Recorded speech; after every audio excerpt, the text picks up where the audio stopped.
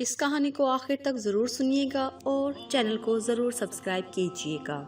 کریم بخش کے ساتھ اس کے بیٹے اور بہویں بیٹھے تھے اور انہوں نے مل کر فیصلہ کیا کہ وہ اپنے چچا سے صلح کر لیں گے۔ یہ خاندانی لڑائی اب ختم ہو جانی چاہیے۔ کچھ عرصہ پہلے نثار اور کریم بخش کے خاندانوں میں جھگڑا ہو گیا تھا اور اس وجہ سے ان کا میل جول ختم ہو گیا تھا، مگر اب نثار بیمار ہو گیا تھا اور بستر پر پڑا تھا تو اس کے دل میں اپنے بھائی کی محبت جوش مار رہی تھی اور اپنی زندگی کی ان آخری سانسوں میں وہ صلح کرنا چاہتا تھا۔ اس لیے اس نے اپنے ایک دوست کو کریم کے گھر صلح کا پیغام دے کر بھیجا تھا۔ کریم بخش اپنے خاندان کو لے کر نثار کے گھر پہنچ گیا اور یوں ایک بار پھر یہ خاندان مل گیا۔ کریم کے 4 بیٹے تھے، 3 شادی شدہ تھے اور علی کی ابھی شادی ہونی تھی۔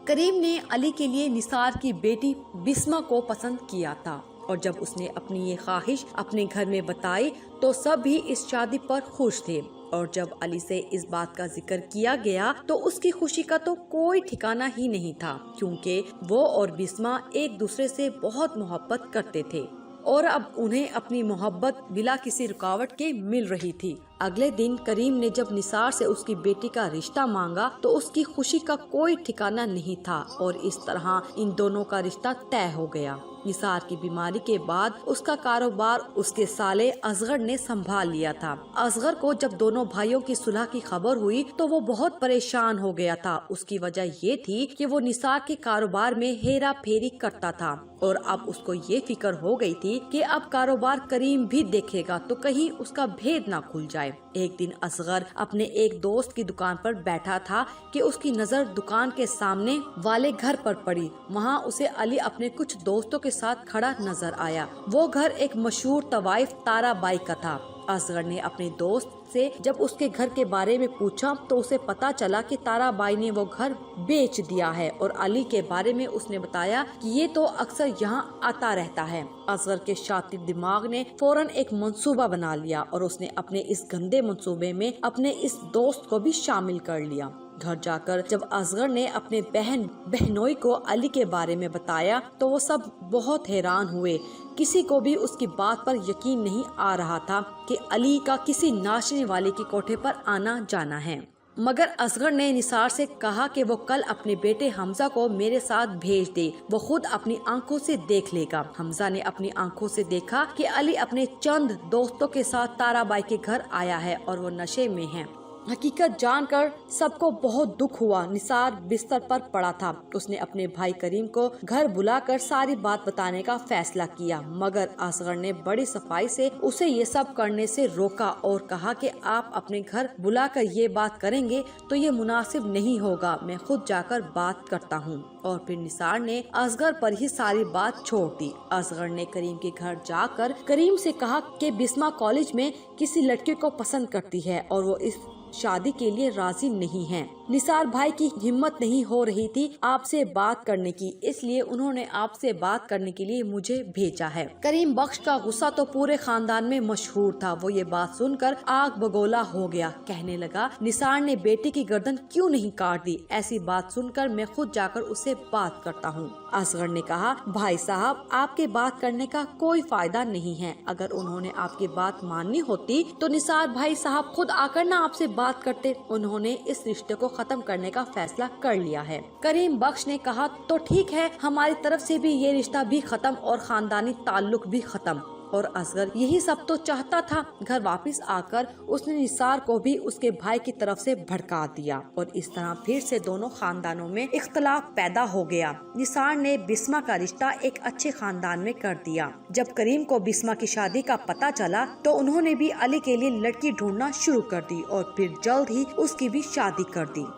دونوں اپنے اپنے گھروں میں اپنے ماضی کو بھلا کر خوش تھے۔ علی کے 3 بچے تھے اور اس کی بیوی روحی ایک پڑھی لکھی اور سلیقہ شعار تھی۔ بسمہ کا شوہر ہمایوں بھی ایک اچھی فیملی سے تعلق رکھتا تھا اور ایک اچھی پوسٹ پر تھا۔ علی ایک دن اپنی فیس بک پر پوسٹ دیکھ رہا تھا کہ اس کی نظر بسمہ کی آئی ڈی پر پڑی تو اس نے بسمہ کی فیس بک آن کی تو اس کے شوہر اور بچوں کی تصویریں تھی، جس کو دیکھ کر لگ رہا تھا کہ وہ اپنی زندگی میں بہت خوش ہے۔ نہ چاہتے ہوئے ہوئے بھی علی نے بسما کو فرینڈ ریکویسٹ سینڈ کر دی اور اب وہ یہ سوچ رہا تھا کہ اس نے کہیں غلط تو نہیں کیا، اگر بسما نے ریجیکٹ کر دیا تو کیا ہوگا۔ ادھر بسما نے جب اپنی فیس بک پر علی کی ریکویسٹ دیکھی تو وہ بھی چونک گئی۔ اس نے علی کی فیملی کی تصویریں دیکھی، وہ پہلے سے بھی زیادہ خوبصورت اور سمارٹ لگ رہا تھا۔ بسما نے دیکھا تو وہ سوچنے لگی کہ اس کوٹھے والی عورت کا کیا بنا ہوگا، کیا وہ اب بھی اس کے پاس جاتا ہوگا یا شادی کے بعد اس نے توبہ کر لی۔ بسما نے فرینڈ ریکویسٹ ایکسپٹ کر لی۔ علی نے اس کو میسج کیا کہ کیسی ہو، اس نے کہا کہ میں ٹھیک ہوں۔ علی نے کہا تمہارا فیصلہ ٹھیک ہی تھا جو تم نے کیا ہے، خوش لگ رہی ہو اپنی فیملی کے ساتھ۔ بسما حیران ہوئی اور کہنے لگی کہ کون سا فیصلہ؟ علی نے بتایا کہ اپنی شادی کے متعلق جو تم نے کیا تھا۔ بسما نے کہا کہ میں نے فیصلہ کیا تھا یا تم نے تارا بائی کی کوٹھی پر جانا شروع کر دیا تھا؟ علی بسما کی بات سن کر بہت حیران ہوا اور اس نے کہا کہ تمہارے ماموں اصغر نے بتایا تھا کہ تم کسی لڑکے کو پسند کرتی ہو اور اس سے شادی کرنا چاہتی ہو۔ بسما یہ سن کر بہت حیران ہوئی اور کہنے لگی ماموں اصغر نے کہا تھا کہ تم کسی تارا بائی کی کوٹھی پر جاتے ہو۔ علی نے بتایا وہ گھر میرے دوست کے والد نے خریدا تھا، میں اس کے گھر جاتا تھا۔ علی سمجھ گیا تھا کہ اس کے ماموں نے دونوں خاندانوں میں غلط فہمیاں ڈالی ہیں۔ علی نے بسما سے کہا میں تم سے ملنا چاہتا ہوں۔ بسما نے کہا کل صبح 11 بجے امتیاز پلازا آ جانا۔ اگلی صبح وہ دونوں ایک دوسرے کے سامنے تھے، وہ 11 سال بعد مل رہے تھے۔ علی نے بتایا کہ تارا بھائی کا گھر اس کے ایک دوست مظہر کے والد نے خرید لیا تھا، اس کا مظہر کے گھر بہت آنا جانا تھا۔ بسما سمجھ گئی کہ یہ سب کچھ اس کے ماموں اصغر نے کیا تھا۔ اب وہ بہت پچھتا رہے تھے کہ انہوں نے اس وقت کیوں آپس میں بات نہ کی۔ اب دونوں کے دل میں پھر سے پرانی محبت جاگ اٹھی تھی۔ علی نے بسما سے کہا وہ اس کے لیے سب کچھ چھوڑ دے گا، مگر بسما نے کہا کہ وہ سوچ سمجھ کر جواب دے گی۔ بسما کا شوہر ہمایوں کتابیں پڑھنے کا شوقین تھا، وہ آفس سے گھر آنے کے بعد کتابیں پڑھتا رہتا تھا۔ بسما کے دماغ میں علی کی باتیں گھوم رہی تھی، وہ بھی علی کے ساتھ رہنا چاہتی تھی۔ بسما نے رات کو اپنے شوہر سے پوچھا کہ اگر ایک طرف میں ہوں اور دوسری طرف کتابیں ہوں تو آپ کس کا انتخاب کریں گے؟ ہمایوں نے کہا کتابوں کا، کیونکہ کتابیں میرا جنون ہے اور تم میری ضرورت ہو۔